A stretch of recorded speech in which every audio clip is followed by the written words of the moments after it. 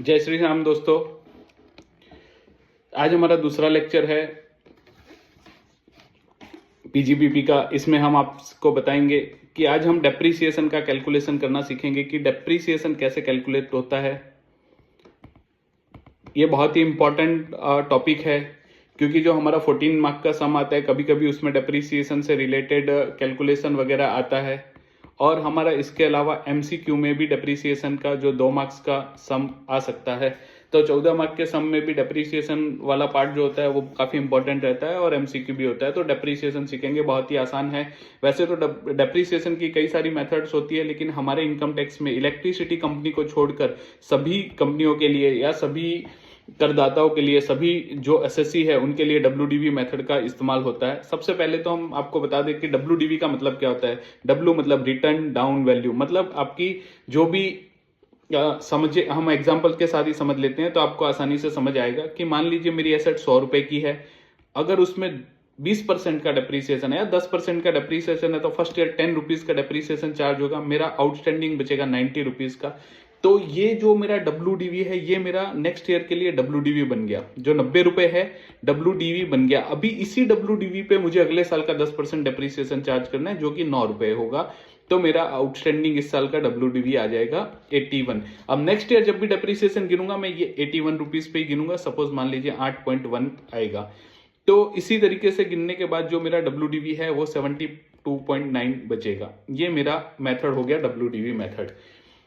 इसके अलावा SLM method होता है जो इनकम टैक्स में हमें अभी यूज नहीं करना है, हमें सिर्फ डब्ल्यूडीवी पे फोकस करना है, तो वो मेथड की हम बात नहीं करेंगे। हमें हमेशा इसी तरह का मेथड यहाँ पर कैलकुलेट करना है। अभी एक टेबल आपको याद रखना पड़ेगा कि हमेशा हमें ओपनिंग डब्ल्यूडीवी से स्टार्ट करना है। जब भी हमें किसी ईयर का डेप्रीसिएशन निकालना है तो ओपनिंग डब्ल्यूडीवी में हमें कुछ चीजें प्लस करनी रहेगी। हमें ऐड करना है इस साल का परचेज। इस साल के परचेज में मैं आपको बता दूं कि एक हम स्टार लगा लेते हैं, एक प्लस लगा लेते हैं। दोनों ही चीजें क्या कहना चाहते हैं वो मैं आपको थोड़ी देर में समझा दूंगा। प्लस दूसरा हमने एक एसेट और परचेज कर लिया। मान लीजिए कि ये केस में मेरा जो डब्ल्यूडीवी था वो 50,000 रुपए का था।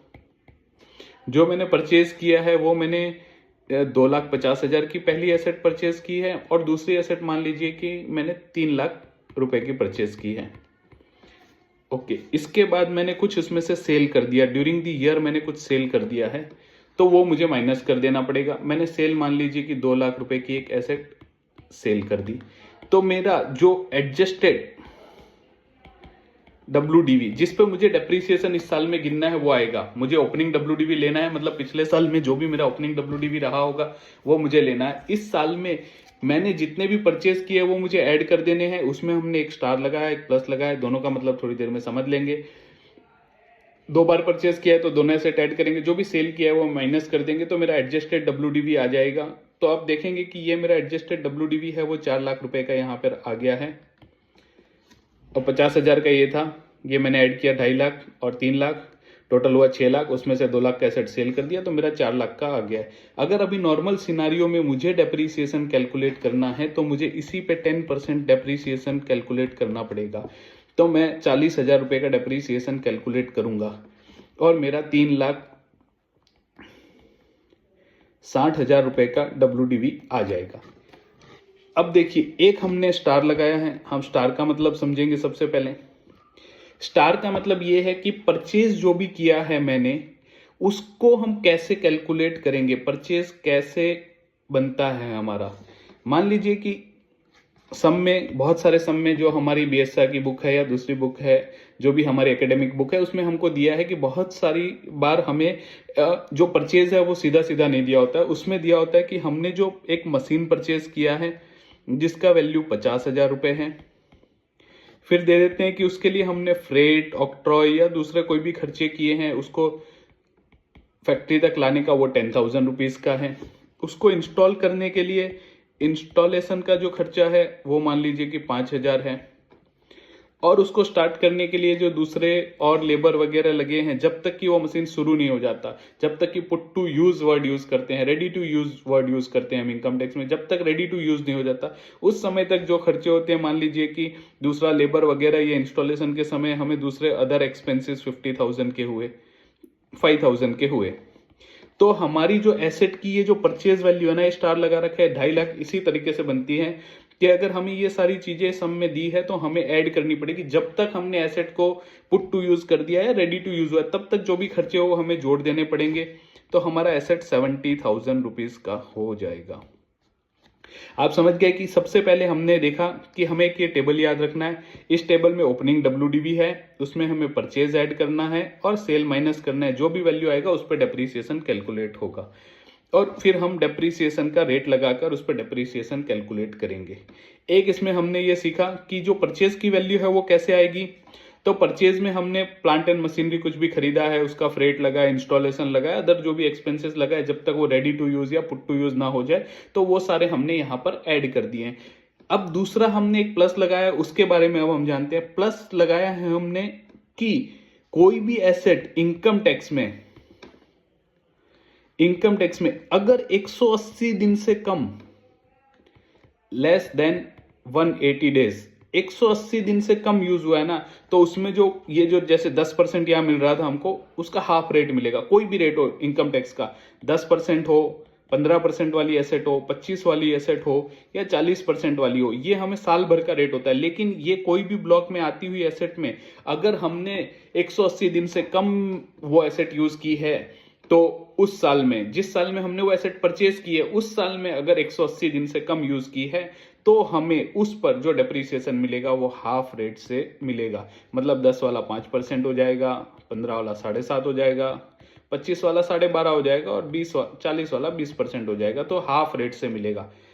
तो अभी देखिए, सबसे पहले आपने एक टेबल सीखा, जिस टेबल में हमने लिखा कि ओपनिंग WDV आपका 50,000 है, 2.5 लाख का परचेज किया, जो भी परचेज करेंगे वो ऐड करेंगे, जो भी सेल करेंगे माइनस करेंगे, जो भी एडजस्टेड WDV आएगा उस पर डेप्रीसिएशन चार्ज करेंगे। उसके बाद हमने देखा कि ये परचेज कैसे हम करेंगे। जैसे हमने एक मशीन परचेज किया 50,000 का, उसमें फ्रेट, इंस्टॉलेशन, उसका रिलेटेड जो भी एक्सपेंसेस है, जब तक वो पुट टू यूज या रेडी टू यूज नहीं होती, उस तक समय तक के जो खर्चे है वो ऐड होने के बाद जो वैल्यू आएगी उसे हम यहां पर लिखेंगे। ये वैल्यू हमारी उसी तरह से डिराइव होगी, एसेट की वैल्यू।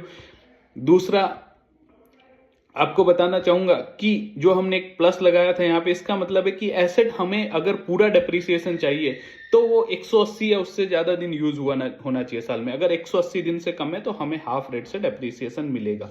अगर यही वाला सम अगर हम ले लें, सपोज इसी सम में हमारा 50,000 ओपनिंग था, 2,50,000 हमने एक्वायर किया 1 जून 2023 को, और 1 नवंबर 2023 को हमने ये जो 3 लाख वाला एसेट है वो एक्वायर किया।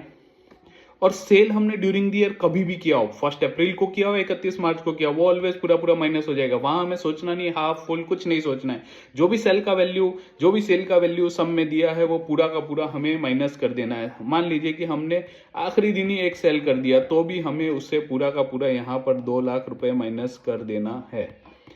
अब जो इसका जो वैल्यू आएगा वो तो 4 लाख ही आएगा, लेकिन डेप्रीसिएशन बदल जाएगा। क्यों बदल जाएगा?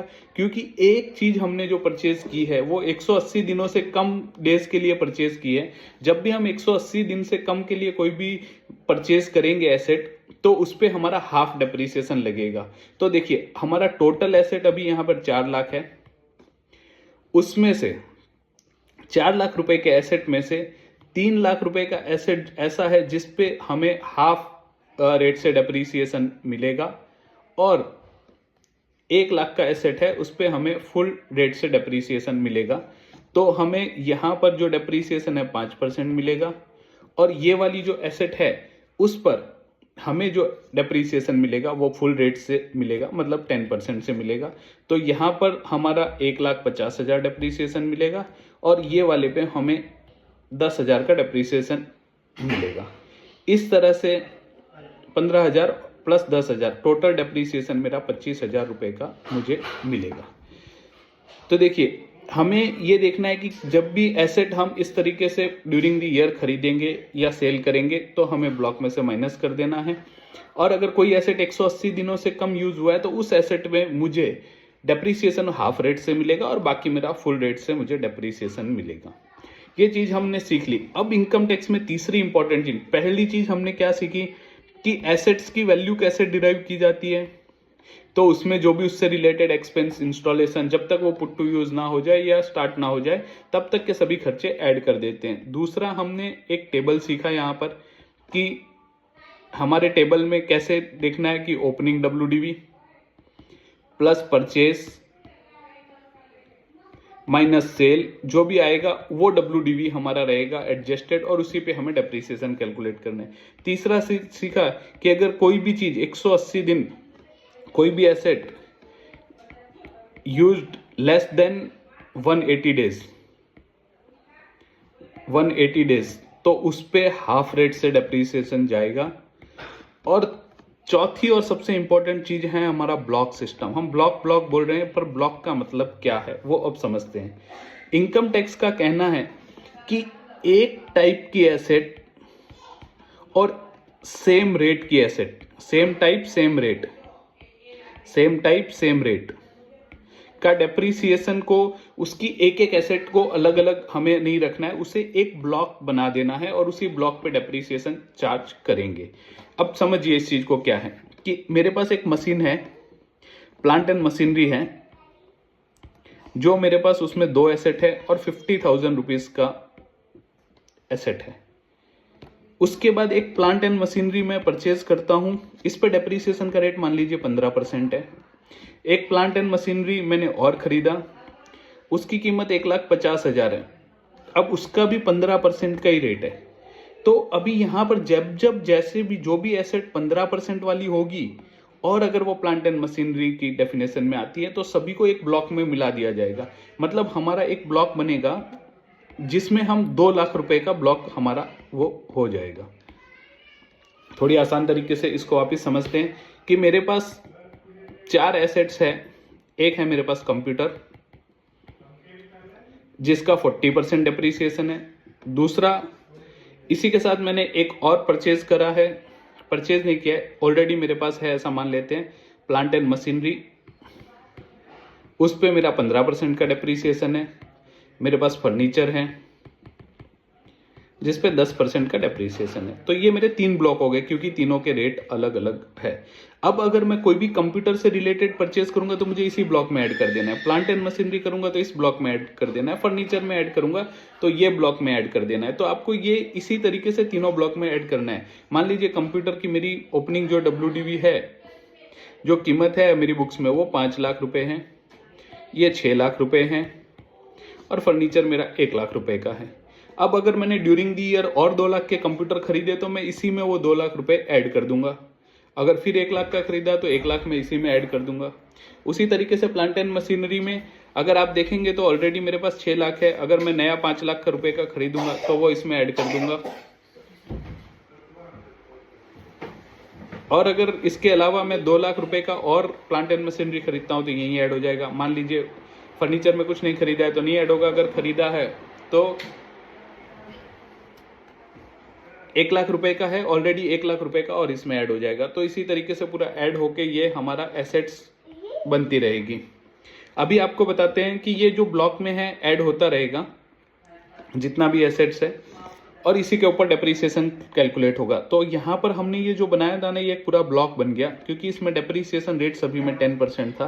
तो 10% वाला जितना भी परचेज होता रहेगा इस ब्लॉक में ऐड करते रहेंगे और उस पर डेप्रीसिएशन कैलकुलेट होगा। अगर वो मान लीजिए कि ये जो मैंने एसेट खरीदा है वो मेरा फर्नीचर की जगह प्लांट एंड मशीनरी होता, उसमें 15% होता, तो वो यहाँ पर ही ऐड नहीं होता, वो एक दूसरे ब्लॉक में ऐड होता। इसी तरीके से हमारा ये कैलकुलेशन चलता रहता है और उसी ब्लॉक का अलग अलग डेप्रीसिएशन कैलकुलेशन होता है। तो आज हमने ये बेसिक समझा है डेप्रीसिएशन के बारे में। आने वाले कल के लेक्चर में हम आपको सम्स कैलकुलेट करवाएंगे। ये 4 चीजें आपको याद रखनी है। एक तो कि एसेट कैसे बनता है, टेबल आपको रखना है कि opening plus purchase minus cell, जो आएगा वो WDV है। और अगर 180 दिनों से कोई भी एसेट यूज किया, कम किया है तो वो हमारा हाफ रेट पे जाएगा डेप्रीसिएशन। और एक ब्लॉक का सिस्टम कि सेम एसेट क्लास और सेम डेप्रीसिएशन रेट होगा तो वो एक ही एसेट में जुड़ जाएगा।